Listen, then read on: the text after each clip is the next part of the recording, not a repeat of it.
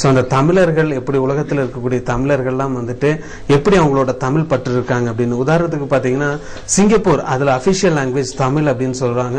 Tamil one of the official language Tamil அப்படின்னு இருக்குது. வணக்கம் ராகம் தொலைக்காட்சி. கண்ணன் சார் வணக்கம், எப்படி இருக்கீங்க? பொங்கல் திருநாள் இல்லைங்க சார், அதனால இன்னைக்கு ஒயிட் அண்ட் ஒயிட். நல்லா இருக்குங்களா சார்? ரொம்ப நன்றிங்க சார், தேங்க்யூ சார். தமிழரோட உடை இல்லைங்க சார், வேட்டி சட்டையில 2 பேர் தான் அவங்க அயல் நாட்டுக்கு போயிருக்காங்க, ஃபாரின் கண்ட்ரீஸ்ல. ஒன்னு காமராசர், இன்னொன்னு வந்து ஜிடி நாயுடு சார். வேற யாருமே இது வரைக்கும் அந்த வேட்டி சட்டையில யாருமே போனது இல்லைங்களாமா ஃபாரின் கண்ட்ரீஸ்க்கு. எல்லாம் கோட் ஷூட்டோட தான் போயிருக்காங்க. காமராசரும் ஜிடி நாயுடு மட்டும் தான் உங்களோட பாரம்பரிய உடையில போயிருக்காங்க. ஓகே சார், எப்படி பொங்கல் செலிப்ரேட் பண்ணீங்க சார்?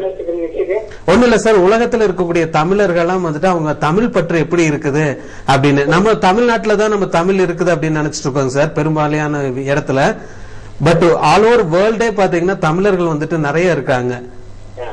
சோ அந்த தமிழர்கள்லாம் வந்துட்டு எப்படி அவங்களோட கலாச்சாரம் இல்ல அந்த ஒரு பாடல்கள்லாம் எப்படி இருக்குதுன்னு அந்த பாடல் மூலியமா நீங்க பாக்கலாம்.